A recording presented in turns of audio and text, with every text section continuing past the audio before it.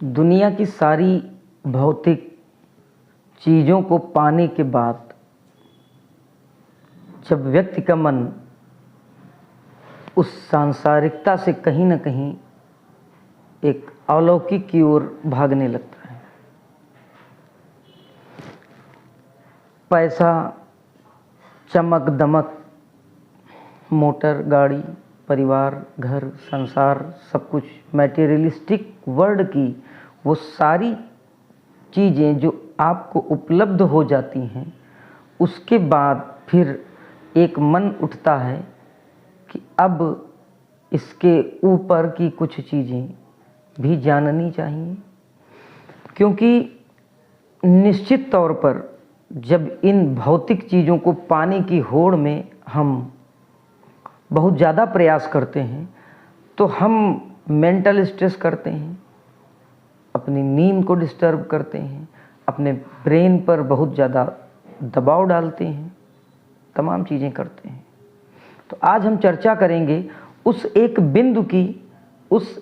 एक स्तर की, उस एक बिंदु के स्तर की आराधना की, जिसकी आराधना से, जिसकी पूजा से हम लौकिक जगत की सारी वस्तुओं का भोग करने में सक्षम हो सकते हैं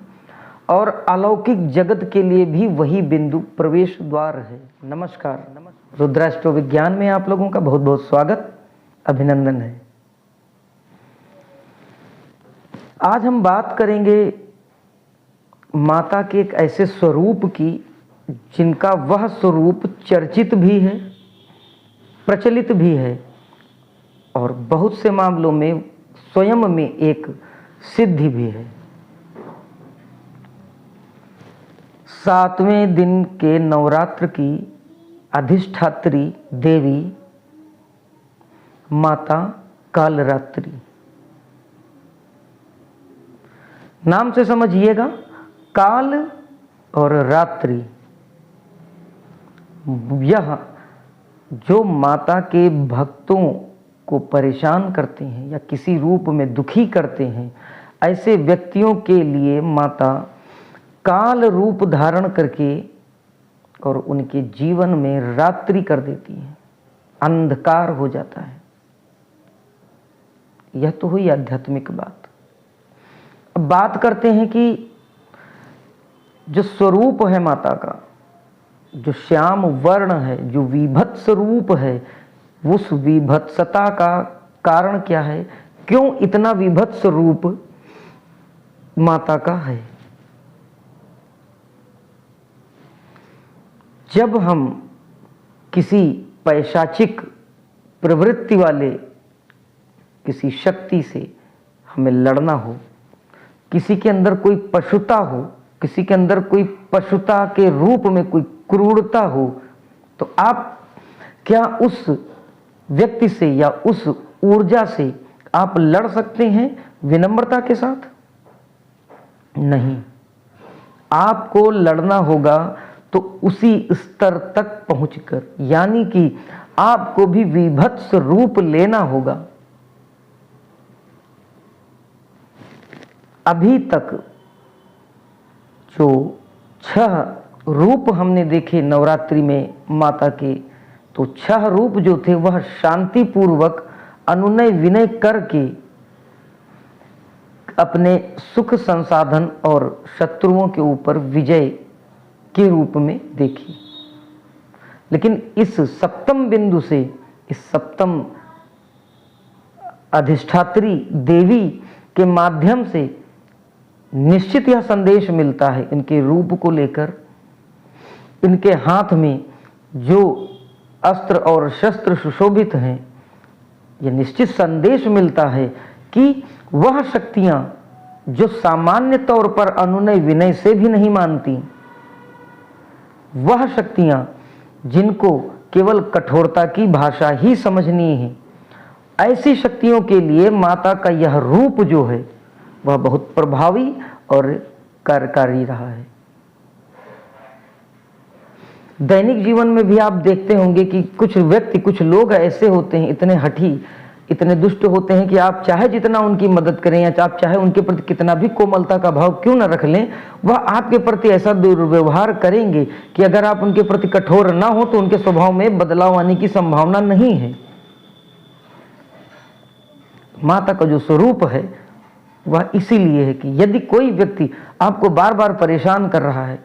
आपको इस स्तर तक आपको निचोड़ कर रख रहा है कि आपके अंदर की आत्मा तक कुंठित हो रही है, आपके मन में जो भाव पैदा हो रहा है वो इस तरह का पैदा हो रहा है कि अब आपके लिए जीवन बेकार सा लगने लगा, इतना उसने आपको परेशान कर दिया, जबकि आपने उस व्यक्ति को हर तरह से समझा बुझा के देख लिया है। माता का यह स्वरूप जो है, किसी भी तरह का आपके पास आपके घर में बंधन हो, किसी भी तरह का कोई तांत्रिक कर्म किया गया हो, किसी भी तरह का कोई भी भूत प्रेत या पैशाचिक बाधा हो, या कोई भी ऐसी नेगेटिव एनर्जी जो आप अनुभव करते हो और उससे आपको छुटकारा न मिल पा रहा हो, आपने बहुत सारे प्रयास कर लिए हों। एक प्रयोग बताता हूँ छोटा सा, यह बहुत अचूक और लाभकारी प्रयोग है और यह प्रयोग 2 दिन के संयोग से आप कर सकते हैं। क्योंकि यह विशेष प्रयोग है इसलिए इसमें थोड़ा सा आपको परिश्रम भी करना पड़ेगा, लेकिन यह निश्चित जानिए कि अगर इस प्रयोग को आपने कर लिया तो 61 दिन के अंदर आप देखेंगे कि जो आपकी वैलिड डिजायर्स थी, मतलब कि जो आपकी वास्तविक इच्छा थी, जो इस मटेरियलिस्टिक वर्ल्ड में, जो इस भौतिकवादी संसार में पूरी हो सकने वाली जो इच्छा है अगर कोई आपकी, तो वह 61 दिन के अंदर निश्चित पूरी होगी। समझिए, प्रयोग को करके देखिएगा। बिल्व पत्र का एक पेड़, यानी कि जिसको हम बेल पत्र कहते हैं, बेल पत्र का कोई पेड़ एक चुन लीजिए। षष्ठी तिथि के दिन, यानी कि जो छठे दिन का जो नवरात्रि है, उसमें दिन में आप बेल के पेड़ की किसी एक स्वस्थ सुंदर पत्ती को चुन लीजिए। पेड़ लगा है, पेड़ में आप किसी एक पत्ती को, बेल के किसी एक पत्ती को आप चुन लीजिए और उस पत्ती को चुनने के बाद आपको ध्यान रखना है कि वह जो पत्ती है उस पत्ती को आप चुन लीजिए और चुनने के बाद उसको नोटिस कर लीजिए कि वह पत्ती कहाँ पर है। और उसके बाद फिर आप देखिए, एक कोई रोली हो या फिर लाल रंग का चंदन हो, रोली या चंदन, रोली या चंदन को आपको उस अपने एक बेल पत्ती जो आपने चुनी है उस पे एक तिलक लगा दीजिए। ध्यान से समझिएगा, रोली लाल रंग की या लाल रंग का चंदन, रक्त चंदन, आप अपने चुनी हुई उस पत्ती को पेड़ पर लगा दीजिए और उस पत्ती को तोड़ना अभी नहीं है, आपने उसको तिलक करना है। उसको तिलक करके उस पत्ती को आप चले आइए और जो विश मांगनी है, जो आपकी डिजायर, जो आपकी इच्छा है, जो आपकी मांग है, जो आपकी मुराद है, वह मन ही मन प्रार्थना करके मांग लीजिए। षष्ठी बीत जाने दीजिए। अब जब सप्तमी आएगी, यानी कि 7वें दिन का जब नवरात्र आएगा अगले दिन, तो आपको वह पत्ती जो आपने तिलक लगा के चुन रखी थी, उस पत्ती को, उस बेल पत्र को आपको तोड़ लेना है और तोड़ने के बाद माता काल रात्रि की तीसरी आंख को मन में ध्यान करते हुए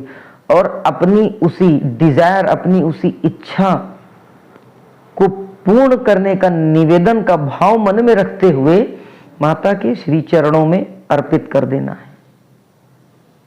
बहुत अचूक और बहुत प्रभावी प्रयोग है यह। जितने लोगों ने इसको किया है, कर्म के उनके अनुसार फिर भी फल जरूर मिला है, निश्चित रिजल्ट मिला है। और यह जो मां है, यह हमारे शरीर के सबसे उच्चतम स्तर के चक्र, यानी सहस्त्रार्थ चक्र, जो कि हमारा यहाँ पे कपाल के पास सबसे उच्चतम चक्र का प्रतिनिधित्व करती हैं। यानी कि यह एक ऐसा मिलन स्थान है जहां से हम उस परमात्मा की ऊर्जा को रिसीव करते हैं अपनी बॉडी में। यह वह चक्र है जो हमारे शरीर के संतुलन को सबसे उच्चतम स्तर तक लेके जाता है शारीरिक रूप में, और फिर वहां से यात्रा प्रारंभ होती है हमारी अलौकिक, हमारी आध्यात्मिक यात्रा, हमारी चेतना की उच्चतम यात्रा। ऐसे साधक, ऐसे तांत्रिक या ऐसे कोई भी जातक जो इन सब मंत्र की सिद्धियों में और बाकी इस तरह के किसी अनुष्ठान में, जप या तप में विश्वास रखते हैं और इसी क्षेत्र में कुछ विशेष होना चाहते हैं, तो माता के इस स्वरूप की जितनी आराधना कर सकते हैं करें, माता के बीज मंत्र का जाप जितना कर सकते हैं करें, और सप्तम दिन यानी कि 7वें दिन माता काल रात्रि के बीज मंत्र का 1100 बार जाप कर लें। उसके बाद प्रतिदिन एक माला जाप करें और उसके बाद फिर चमत्कार देखें। लौकिक से अलौकिक के बीच की कड़ी है आपका यह चक्र। मैटेरियलिक वर्ल्ड में रहते हुए, पदार्थ जगत में यानी भौतिकवादी संसार में रहते हुए आप सारे भौतिक संसाधनों का उपभोग करेंगे, और उसके बाद जब आपकी अलौकिक यात्रा प्रारंभ होगी तो वह यात्रा भी आपकी बहुत सुंदर और बहुत सरल होगी। मतलब मृत्यु के पहले का भोग और मृत्यु के बाद का आनंद, यह दोनों आपको इस मां की आराधना से मिल सकते हैं। ऐसे व्यक्तियों के लिए विशेष है जिन लोगों को लगता है कि यह उपाय और यह सब बेवकूफ़ी की बात है, किसी की काम की नहीं है, सब मूर्खता वाली बात है। ऐसे लोग भी थोड़ा सा लीक से हट के सोचें और जो प्रयोग बताया है यह प्रयोग करें, बेल के पत्ते वाला, और कोई ऐसी इच्छा जो संभावित हो। ऐसी इच्छा नहीं कि हम डिजायर में ये मांग लें कि चांद जो है वो धरती पर आ जाए, तो ये पॉसिबल नहीं। इसलिए पॉसिबल जो इच्छा हो सकती है आपको अपने विषय में, जो पॉसिबल आपकी कोई मांग हो, कोई मुराद हो, उसको आप मांग कर देखिए और इस प्रयोग को करिए। उसके बाद 61 दिन के अंदर निश्चित तौर पर आपके बनेंगे रास्ते। अगले किसी वीडियो में फिर किसी लाभप्रद जानकारी के साथ आप लोगों से भेंट होगी। तब तक के लिए जय महाकाल।